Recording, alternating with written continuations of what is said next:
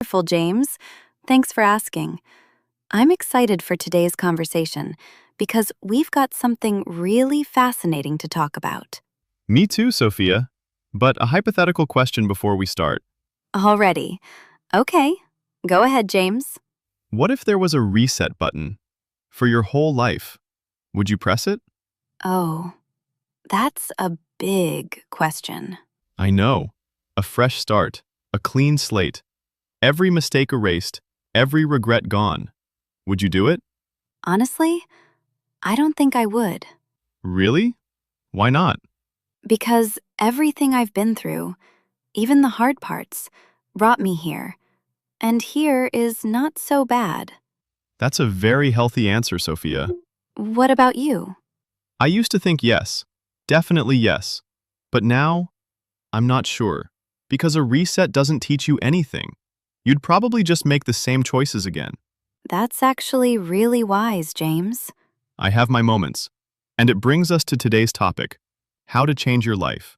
Not with a reset button, but with real choices and with real steps. The kind you can start making today. Welcome back, everyone. This is Professor English Channel, where learning English feels like a real conversation.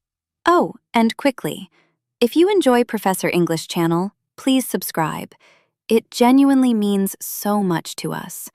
And like this video. And share it with someone who feels like they need a change right now. Someone out there is waiting for this conversation. Okay, let's get into it.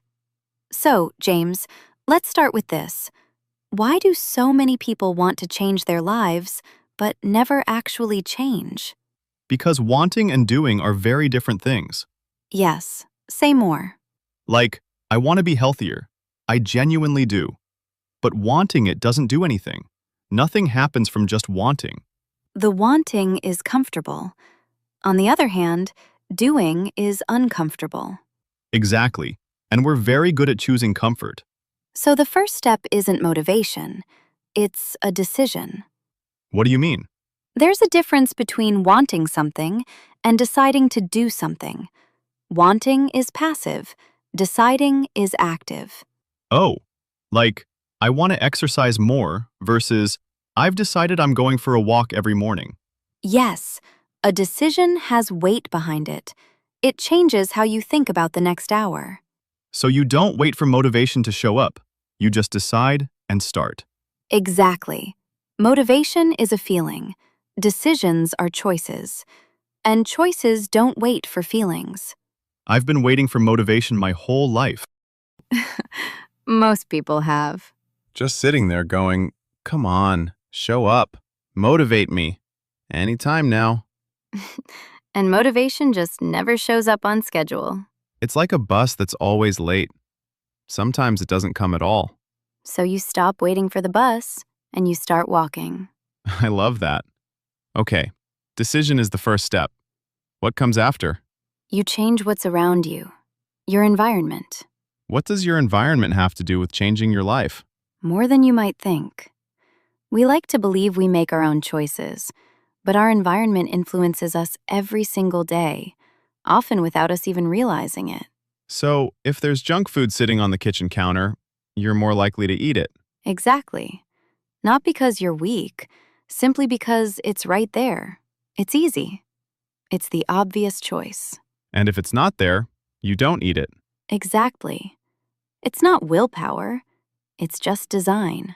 So you design your space for the person you want to become. Yes. Put your running shoes by the door. Put your book on your pillow. Put your vitamins next to the coffee machine. So the right choice is always the easiest choice. Make the good choice easy and the bad choice harder. That's it. That's genius. Because willpower runs out, but a good environment keeps working. Even while you sleep. I love anything that works while I'm asleep. I know you do. Okay, there's something else. Identity. What about identity? We usually think about change backwards. What do you mean? We say, I want to get fit, so I'll start exercising, and eventually I'll be a fit person. That sounds right. Work toward the goal. But the faster way is to start with the identity, not the goal. I don't follow. Instead of, I want to get fit, you say, I'm becoming someone who takes care of their body. But you're not that person yet. You're becoming them. And the identity pulls the behavior, because that person makes different choices than you did yesterday. Oh, so the belief comes first and the behavior follows the belief. Yes, I'm someone who reads, so I read a little every day. I'm someone who takes care of their health, so I choose better food. You don't wait to become the person. You just start living as them. Exactly that. Wow, that's a completely different way of looking at change. Exactly. It starts from the inside out, not the outside in. Okay, last thing. And I feel like this one is the uncomfortable one. Those are always the important ones.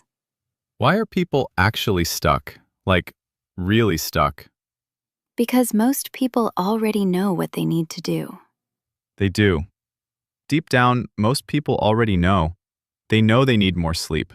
They know they need to move more. They know what needs to change. Then why don't they do it? Fear. Most of the time, it's fear. Fear of what?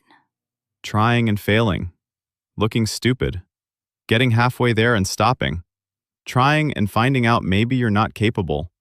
At least if you never try, you never have to find out. Right. But you also never change. And staying stuck comes with a price.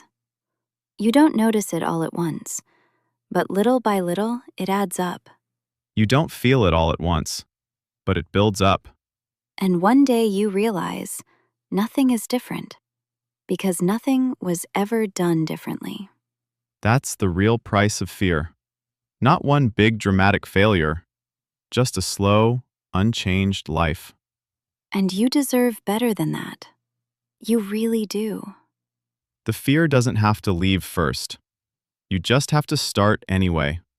Okay, James, tell me about your last big attempt at changing your life. Do I have to? Yes, absolutely yes. Okay. About a year ago, I watched a documentary about minimalism. Very clean, simple, and very inspiring. Oh, yes. Getting rid of everything you don't need. Exactly.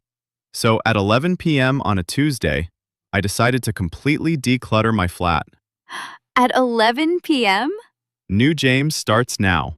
No wasted moments. And? I went through everything, ruthlessly. This? Gone. That? Gone.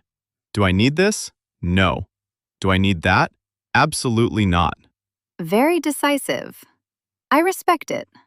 By 1 in the morning, 4 huge bags, ready to go.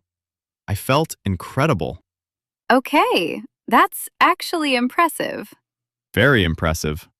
Until the next morning. Oh no. What happened?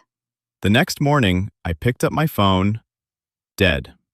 Completely dead. So I went looking for my charger. And? No charger. Anywhere. James. It was in one of the bags. Somewhere. I didn't notice. 4 bags, all tied up, all already outside. You threw away your phone charger? My only charger. And my phone had my bus card on it, so I couldn't get to work either. What did you do? I walked. 40 minutes. In the rain. Carrying my minimalist philosophy with me. How was the walk? Very humbling. Very wet. Very far from what the documentary promised. And the lesson from all of this? Don't change your life at 11 p.m. Check the bags before you tie them. And maybe keep the phone charger. The most practical life advice we have ever given on this show. I stand by it completely. So, let's bring it all together. Today we talked about how to change your life. And the biggest takeaway is this. You don't need a reset button. You don't need the perfect moment. You need a decision, a real one, not a wish. You need an environment that works for you, that makes the right choices easy. You need to start living as the person you want to become, before you fully feel like that person. And you need to be honest about the fear that's keeping you where you are. Because the fear is real, but it is not bigger than you. And it doesn't have to disappear before you start. You start while it's still there. One small decision. Today. That's the whole beginning. Not a 4-bag minimalist purge at 11 p.m. Just one decision, one step. Okay, our question for the comments today. What is one thing you want to change in your life? Write it below. Just one thing. And if something is stopping you, write that too, because you are probably not alone. And if today gave you something, even one small push, please like, subscribe, and share Professor English channel. We'll be back very soon with more honest, real conversations. Take care, everyone. And start today, even if it's the smallest possible thing. Today still counts. Goodbye, everyone. See you next time.